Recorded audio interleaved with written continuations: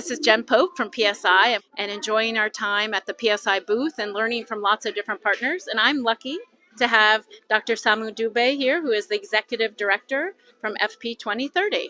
Thank you very much. I'm also excited to be here. This is my first ICFP, and my name is Dr. Samukeliso Dube. I'm the Executive Director of FP2030. Dr. Dube, it's great to see you, and I know it's your first conference, and I'd love to hear from you in your new role, what you have found exciting while being here and what you're learning about that you're hoping to bring to FP2030.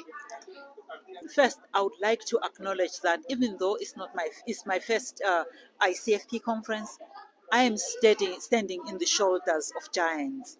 People like Beth, who actually did phenomenal work before me to actually build this institution from ground up. I think she really deserves an applause. The second thing for me is learning how, yes, we talk about power shifting, we talk about all these things that we need to do, but I'm seeing more and more country ownership, which is countries are showing up. Countries are saying we are going to be using family planning as a development agenda, and they are shifting narratives in their own right to make family planning work for women. And if this trajectory continues, I'm sure we are set up for success.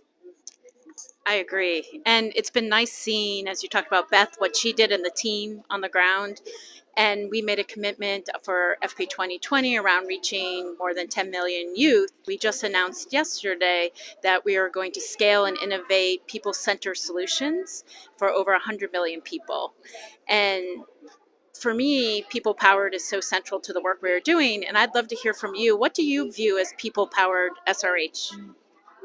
It's ownership. Who owns the agenda and who should own it? Women and girls, of course. A people-powered agenda for me is where women say, I want this. When a woman is seeking contraceptive devices or products from a PSI, they are not seeking them so that they reduce their own chances of dying. People don't think about that. They just want to rest their bodies.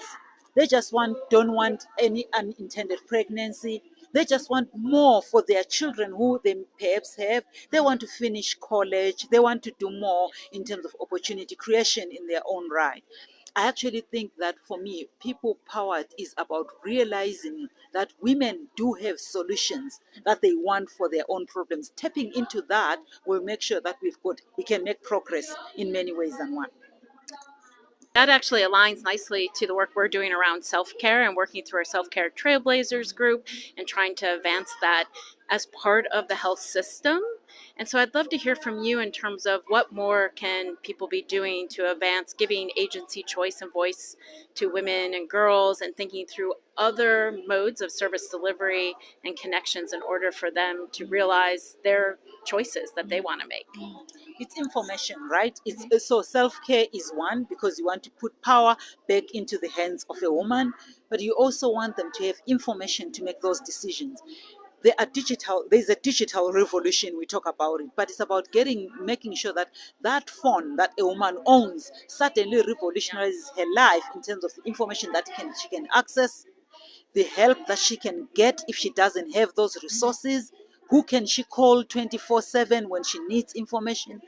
For me, that innovation is coming fast and strong in this particular conference. And I do hope that even as PSI, using whether it's social marketing tools or anything that you are using in your endeavor to reach a certain strata in society, we could do more using those particular strategies. It's so critical to the work that we're doing. And I'm wondering if you could talk a little bit about what you're excited about in terms of the role of the private sector as we think through universal access to SRH.